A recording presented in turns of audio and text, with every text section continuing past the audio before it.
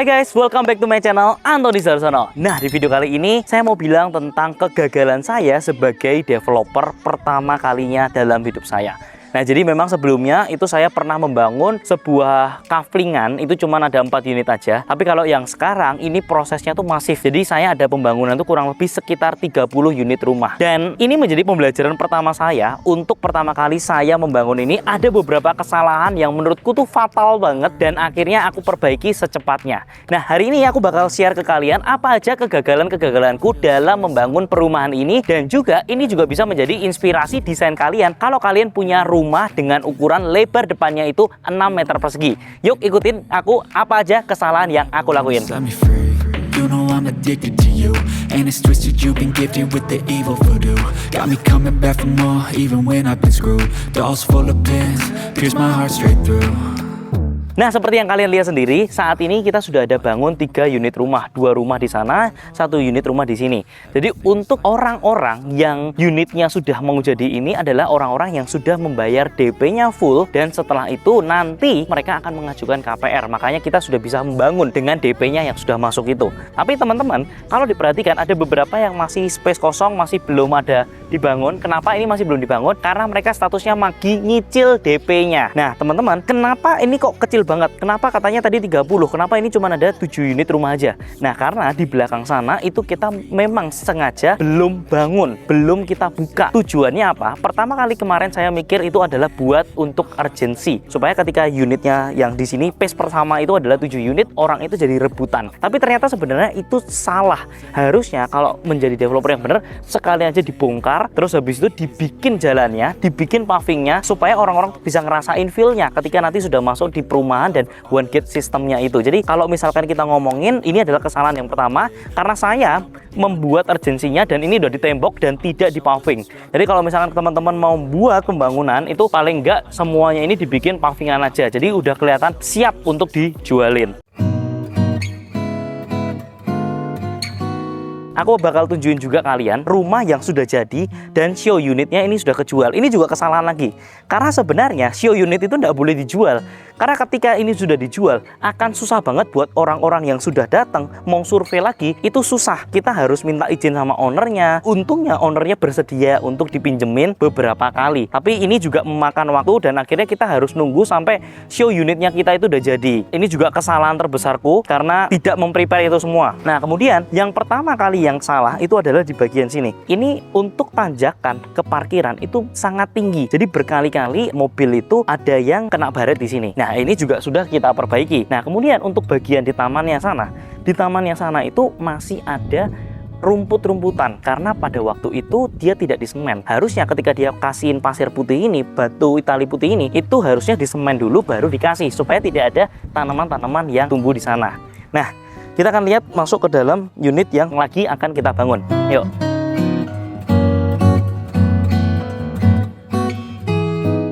Nah, kita udah sampai di unit yang ke-6 ini. Jadi teman-teman lihat kita pakai apa bahannya? Kita pakai bahan hebel. Kenapa hebel? Karena jelas kalau batu bata itu jauh lebih panas. Dan memang sebenarnya hebel ini itu lebih mahal dibandingkan dengan bata. Tapi karena hebel ini lebih cepat pekerjaannya, jadi kita bayar tukang itu juga jauh lebih murah. Jadi lebih murah karena lebih cepat. Kalau misalkan dibilang hebel sama bata, selisihnya tuh hampir sama unda-undi, tapi lebih bagus kita pakai hebel karena apa? Nggak panasnya itu. Nah, teman-teman bisa lihat sendiri ya, ini adalah fasad bagian depannya dan ini udah sampai pembangunan udah hampir ke atas. Nah, yang kita rubah dari yang sebelumnya adalah di bagian parkirannya. Ini tidak terpikirkan sebelumnya karena kalau kita ngomongin harga rumahnya berapa, harga rumahnya sekitar 1,9 dan itu cicilannya kurang lebih sekitar 17 jutaan. Dan ketika cicilan itu ada, artinya orang-orang yang harus mencicil itu paling nggak minimal itu punya income di angka 40 sampai 50 juta. Orang-orang yang seperti itu biasanya memiliki 2 mobil. Nah, pada saat itu saya tidak terpikirkan. Jadi cuma bisa muat 1 mobil aja. Dan ini menjadi kendala besar karena beberapa kali orang-orang itu yang mau beli adalah orang-orang yang memiliki 2 mobil. Nah, jadi kita sudah concern itu semua dan kita ubah ini menjadi parkirannya full untuk 2 mobil. Nah, kita akan masuk. Di bagian fasad sini, teman-teman bisa lihat ya, kita pintu masuknya kan di sini. Nah, pintu masuknya kemarin itu memang desain di awal itu depan sini sama sana itu langsung tembus. Jadi cahayanya itu bagus dari depan sampai ke belakang itu kena. Tapi yang jadi masalah itu feng shui-nya nggak bagus, teman-teman. Jadi kalau misalkan kalian buat rumah depannya itu pintu, belakangnya juga pintu, itu nggak bagus karena rezekinya kalian itu masuk terus akhirnya keluar lagi. Jadi teman-teman, biasanya kalau orang-orang Chinese itu biasanya di bagian depan itu suka dikasih penghalang supaya nggak langsung pintu menghadap ke pintu. Nah, kalau kita ini dibuatnya apa? Dibuatnya itu di depan sini pintu, kita serong ke sana baru ada pintu yang keluar. Tapi itu membuat akhirnya nuansa atau ruangan di dalamnya ini menjadi sangat gelap. Nah, ini nggak bagus. Ini terlalu banyak membutuhkan lighting, membutuhkan lampu. Nah, makanya yang akan kita rombak berikutnya itu adalah di bagian depan sini. Karena di bagian sini itu kan full tembok ya. Ini kita bakal hancurin, kita bakal buat itu full kaca semua. Jadi walaupun siang hari tanpa ada lampu, itu sinar matahari bisa masuk dan itu udah cukup terang. Nah, ini yang aku pelajarin banget untuk menjadi developer. Ketika kita masuk, feelingnya itu bener-bener harus nyaman. Jadi pencahayaannya harus dapat dan tanpa ada lampu pun harusnya udah bisa terang.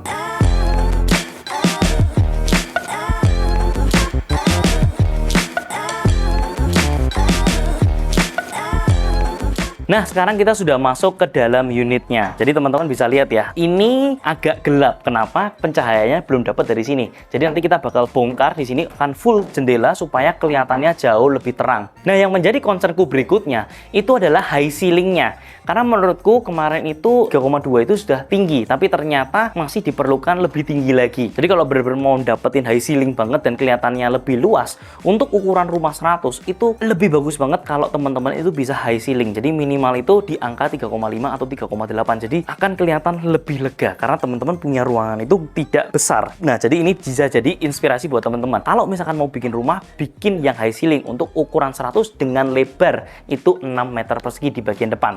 Nah, teman-teman, setelah itu juga yang perlu jadikan concern berikutnya, kemarin waktu membangun di ruangan show unit itu, kita tidak menyediakan tempat untuk gudang. Gudangnya ada nggak? Sebenarnya ada tempat lemari-lemari gitu, tapi nggak besar. Nah, itu menjadi concern berikutnya. Banyak orang yang datang lihat ke sana, terus ngeliat, kok gudangnya kecil sekali. Nah, ini yang menjadi problem. Karena apa? Karena waktu itu kita memaksakan setiap kamarnya itu luasan dari kasurnya itu adalah queen size. Jadi mereka itu harus bisa tidur berdua.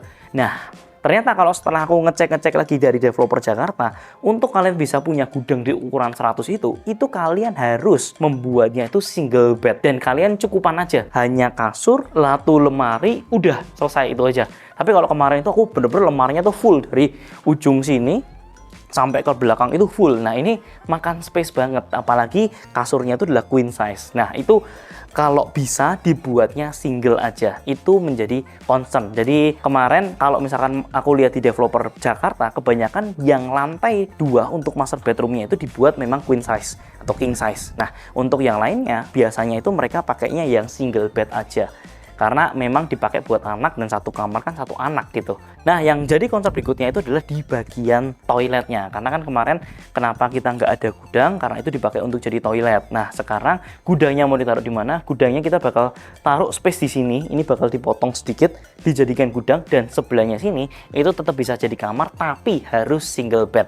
Nah, kemudian yang menjadi concern berikutnya adalah di tempat makannya, teman-teman. Kemarin waktu bikin setup untuk pantry-nya itu ukurannya 4 meter persegi, dan menurutku itu cukup kurang ya, karena begitu sudah masukin peralatan untuk bersih-bersihnya sama sinknya untuk bersihin itu sudah sangat kurang. Jadi menurutku memang harus agak ditambahin, makanya ini dibikin lebih lebar sedikit dibandingkan dengan yang sebelumnya. Dan teman-teman diperhatikan, rumusnya adalah kalau misalkan pantry itu paling nggak minimal banget itu di angka 4,5 atau 5 supaya lebih enak.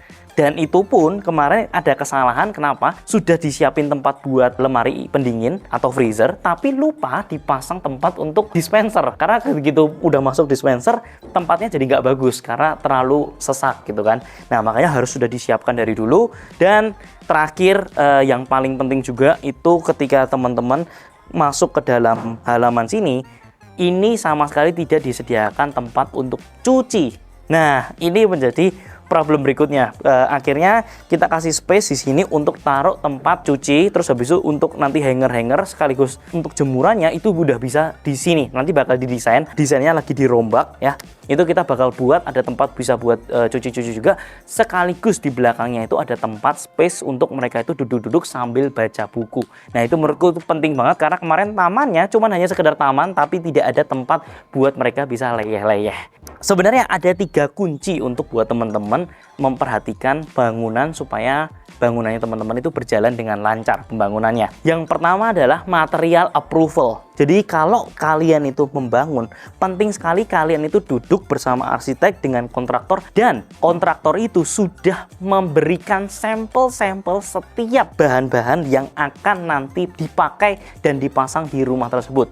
Ini menjadi problem banget karena waktu yang pertama kali bangun itu hampir 20% material yang dipasang itu aku suruh rombak lagi, bongkar lagi, dan akhirnya bayarnya 2 kali lipat. Karena apa? Karena tidak melakukan material proofing. Jadi paling enggak teman-teman harus duduk di cafe ya, dibawa tuh dari granitnya, terus habis itu dari lampunya mau dipakai, catnya, warnanya itu semua dipresentasikan di sana semua. Karena ingat teman-teman, dari gambar handphone sama yang nanti didesain, sama nanti yang dipikiran arsitek, sama yang nanti material yang akan dipakai, yang dipilih, sampelnya itu bisa warnanya tuh beda-beda. Karena material yang dipasang kena lampu akan berbeda warnanya. Ini jadi problem juga. Makanya kalau bisa teman-teman pastikan sampelnya itu udah dibeli dulu, teman-teman duduk di sana, merhatiin semua detailnya. Oh bener, ini sampelnya dicoret. Oke. Nah, jadi teman-teman tidak akan melakukan kesalahan yang sama. Nah, yang kedua, timeline pembangunan. Jadi jelas kalau misalkan setiap kali teman-teman bangun, harus tahu kira-kira kapan rumah itu bisa jadi. Saya ada cerita pacar saya itu ada renovasi rumah di BSD sana. Untuk renovasi dia bisa sampai makan waktu kurang lebih 1 tahun hampir 4 bulan, 1 tahun 4 bulan belum selesai. Bahkan sampai rumah ini sudah jadi, kosanku juga sudah selesai direnovasi padahal bangunnya itu baru berapa lama. Semua udah jadi semua, tapi dia masih belum selesai. Karena apa? Timelinenya nggak ada. Jadi kontraktornya bakal suka-sukanya mereka, dipasang cuma 1 orang, 2 orang, 3 orang, yang nggak bakal selesai-selesai terus. Nah, jadi jelas timelinenya harus dibuat, dan kalau misalkan tidak sesuai dengan timeline, harus ada denda yang diberikan kepada kontraktornya, supaya semua berjalan dengan maksimal. Nah, yang ketiga yang paling penting, kalian bisa kasih suggestion, atau kalian beli bahan materialnya di Buka Bangunan. Buka Bangunan ini adalah aplikasi baru yang di launching oleh Bukalapak, dan ini itu menjual barang-barang kebutuhan toko-toko bangunan seperti semen, besi, segala macam yang itu ada di sana. Dan ini aplikasinya bisa kalian buka di mana aja karena melalui handphone. Harganya juga sangat bersaing dibandingkan dengan harga-harga kompetitor. Pengirimannya juga cepat karena maksimal 3 kali 24 jam sejak kalian order barang itu. Stoknya tuh up to date banget dan variasinya sangat-sangat banyak. Intinya aku percaya ya, semua bahan-bahan bangunanku ini lewat Buka Bangunan. Kalian bisa mendapatkan peralatan listrik dan perkakas di Buka Bangunan. Mereka juga lagi ngadain promo ekstra diskon buat pengguna baru dengan minimum order 100.000 kalau kalian belanja pakai kode referral yang aku tampilkan di bawah ini. Langsung aja cek bahan-bahan bangunannya di aplikasi Buka Bangunan dan download di Google Play Store sekarang juga. Nah, yang terakhir yang menjadi concernku yang terakhir adalah di bagian lantai 2-nya. Cuman ini nggak ada tangganya, jadi kita nggak bisa ngelihat ke atas. Cuman yang aku rubah dari yang sebelumnya itu adalah di bagian master bedroomnya. Di master bedroom itu tidak ada jendela yang bisa dibuka. Nah, itu menjadi problem. Itu waktu awal sudah aku kasih tahu ya untuk harus ada, tapi ternyata tidak dilaksanakan. Nah, akhirnya untuk master bedroomnya waktu di sana itu tidak ada bukaannya. Nah, sekarang sudah ada bukaannya, dan yang di depan itu sudah ada balkonnya juga. Jadi ini banyak banget saran-saran dari teman-teman yang sudah survei, yang sudah lihat unitnya, dan akhirnya kita semua terapin apa yang mereka minta, semua kita tuangkan ke dalam sebuah bangunan ini. Dan ini menurutku sudah menjawab semua kebutuhannya teman-teman semua. Semoga video ini bisa bermanfaat buat teman-teman semua, dan ini bisa menjadi inspirasi kalian untuk ketika kalian lagi bangun rumah. Saya sih sarankan buat teman-teman untuk ketika bangun rumah yang lebar depan 6 meter persegi, pastikan kalian bisa high ceiling juga. Dan kalau bisa kalian harus ada space untuk rumah tumbuhnya, karena kalian itu nggak akan tahu ke depannya itu kalian punya anak berapa. Pastikan masih ada space seperti ini. One day ketika kalian punya uang lagi, kalian bisa bangun untuk kebutuhan-kebutuhan kalian. Thank you for watching. Semoga video ini bisa bermanfaat. Jangan lupa untuk share ke teman-teman kalian semua, dan jangan lupa kalian komen di bawah ini. Aku akan balas sebisa aku, dan klik like, share, subscribe, dan seperti biasanya semua akan properti pada waktunya. And I'll see you in the next video. See you guys.